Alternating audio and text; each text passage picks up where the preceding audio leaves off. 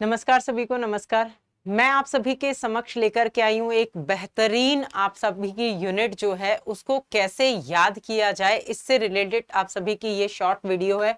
तो अंत तक हमारे साथ बने रहें और सुपर कोचिंग के इस चैनल को जरूर सब्सक्राइब कर दीजिए कि आप सभी भी बहुत असमंजस में रहते हैं कि हिंदी साहित्य के इतिहास की जो यूनिट है, इस यूनिट को हम कैसे पढ़ें। इस यूनिट में इतने सारे पॉइंट्स हैं कि हमसे क्लियर हो ही नहीं पाते हैं, हम इस यूनिट को क्लियर कर ही नहीं पाते हैं कितना भी चाहे मैम। ये यूनिट तो बहुत बड़ी है, आदिकाल, भक्तिकाल, रीतिकाल एक तरफ और आधुनिक काल एक तरफ।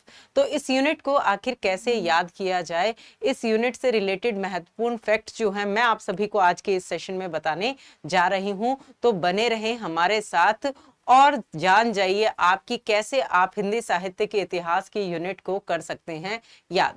तो सबसे पहले आप सभी को हिंदी साहित्य के इतिहास की यूनिट का विश्लेषण कर लेना है। आपको ये जान लेना है कि हिंदी साहित्य के इतिहास की ये जो यूनिट है, इस यूनिट में आपके सामने क्या क्या चीजें होती है। देखिए, बुक्स जैसे आपको ये दिखाई दे रही हैं, वैसे ही बहुत सारी किताबें जो है आपको हिंदी साहित्य के इतिहास की मिल जाएंगी। चाहे आप नगेंद्र की देखिए, चाहे आप रामचंद्र शुक्ल की देखिए, चाहे आप सरस्वती पांडे की देखिए जो नगेंद्र जी के संपादन में जो आई है हरदयाल सिंह जी के साथ में, चाहे वो देखिए, चाहे हजारी प्रसाद द्विवेदी जी की हिंदी साहित्य की भूमिका देखिए, चाहे हिंदी साहित्य का आदिकाल देखिए, चाहे हिंदी साहित्य का उद्भव विकास देखिए। ठीक है, बहुत सारी किताबें जो है आपको हिंदी साहित्य के इतिहास पर मिल जाएंगी, लेकिन वो कोई छोटी मोटी किताबें नहीं होंगी, वो इतनी मोटी मोटी किताबें होंगी कि मैम एक यूनिट की अगर इतनी मोटी किताब होगी तो हम सारा सिलेबस कैसे करें। ठीक है, वेरी इंपॉर्टेंट। लेकिन हमें करना तो है ही, अब कैसे करना है, तो उस कैसे करना है को मैं आप सभी को वेरी इंपॉर्टेंट ट्रिक्स में आपको यहां पर बताने जा रही हूं कि जब आप हिंदी साहित्य के इतिहास का अध्ययन करें तो बहुत जरूरी है कि आप उसको डिवाइड कर लीजिए। आप रचनाओं को आदिकाल के साथ समाहित कर लीजिए, भक्ति काल की रचनाओं को भक्ति काल के साथ समाहित कर लीजिए, रीति काल की रचनाओं को रीति काल के साथ समाहित कर लीजिए और आधुनिक काल की रचनाओं को आधुनिक काल के साथ समाहित कर लीजिए। जब आप इस तरह से इन सारी चीजों को मर्ज कर लेते हैं तो आपके दिमाग में एक डिफरेंस, एक अंतर आ जाता है कि ये आदिकाल का पार्ट है, मुझे ये सारी चीजें पढ़नी है, ये भक्ति काल का पार्ट है, मुझे ये पढ़ना है, ये रीति काल का है, ये पढ़ना है, ये आधुनिक काल का है, ये पढ़ना है। इससे क्या होगा, इससे बहुत सारी रचनाएं ऐसी हैं जिनका अनुक्रम पूछा जाता है और जिसमें आपको असमंजस होता है, तो उसमें आपको पर्टिकुलर ये याद रहेगा कि ये भक्ति काल का, ये आदिकाल का राइटर है, ये भक्ति काल का है, ये रीति काल का है, ये आधुनिक काल का है। बहुत सारे राइटर्स के जन्मों के क्रम तो आपको ऐसे ही याद हो जाएंगे, सबसे इंपॉर्टेंट।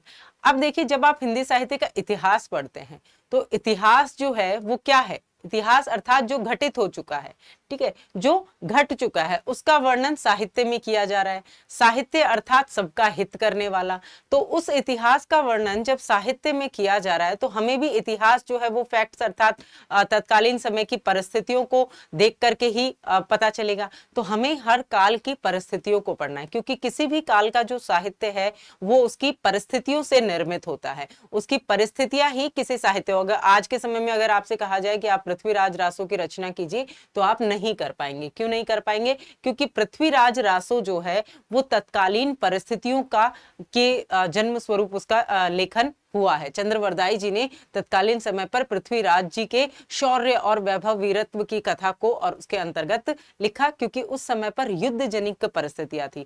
अगर आज के समय में हम देख पाते हैं कि कबीर जी के बहुत सारे दोहे पद जो है आपको आज के समय में भी प्रासंगिक लगेंगे, क्योंकि उन्होंने तत्कालीन समय से लेकर के भावी सोच आगे के समय तक आने वाले जो स्वरूप था उसका व्याख्यान किया, अर्थात किसके माध्यम से? दर्शन के माध्यम से। तो दर्शन आपका भक्ति काल के साथ जुड़ जाता है, विविध मत जो है आपके भक्ति काल के साथ जुड़ जाते हैं। द्वैतवाद है, अद्वैतवाद है, विशिष्टाद्वैतवाद है, शुद्धाद्वैतवाद है, तो ये सारा दर्शन जो है आपका भक्ति काल के साथ जुड़ जाता है। जब आप रीति काल को पढ़ते हैं तो जो श्रृंगारिक काव्य है, जो दरबारी साहित्य है, वो आपका रीति काल के साथ जुड़ जाता है।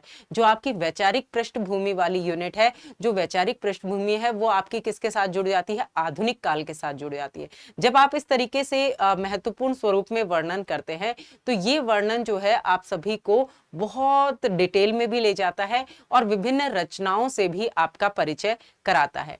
अब इन सारी रचनाओं को आप सभी को कैसे कनेक्ट करना है, इन सारी रचनाओं को आपको कैसे याद करना है, तो ये याद करने के लिए आपको ट्रिक्स अपनानी है। कैसे ट्रिक्स अपनानी है कि जैसे मान लीजिए आदिकाल में जो साहित्य है उस साहित्य की आपने सिद्ध साहित्य की अलग से एक लिस्ट बना ली, नाथ साहित्य की अलग से बना ली, आप जैन साहित्य की अलग से बना ली, गद्य साहित्य है, लौकिक साहित्य है, उसको आपने अलग से कर लिया। भक्ति काल में आए सूफी काव्य धारा, संत काव्य धारा, राम काव्य धारा, कृष्ण काव्य धारा, ठीक है, तो काव्य धाराओं के हिसाब से आपने कॉलम्स बना लिए। उसके बाद जब रीति काल में आए तो रीतिबद्ध, रीति सिद्ध और रीति मुक्त, उनके रचनाकार भी अलग कॉलम में लिख लिए और उनकी रचनाएं भी अलग कॉलम में लिख ली। फिर आप जब आधुनिक काल में आए तो आपने भारतेंदु युग, द्विवेदी युग, छायावाद, प्रगतिवाद, प्रयोगवाद, समकालीन कविता, नई कविता, साठोत्तरी कविता, इन सब के भी अलग अलग कॉलम्स बना लिए। प्रयोगवाद में आए तो जो भी तार सप्तक के कवि थे उनके अलग कॉलम्स बना लिए, क्योंकि हम जानते हैं कि यहाँ से प्रश्न जरूर पूछे जाते हैं। तो उन सभी चीजों को आप सभी को कनेक्ट करना है और इस तरह से 1000 वर्षों से भी अधिक के हिंदी साहित्य के इतिहास को आपको याद कर लेना है।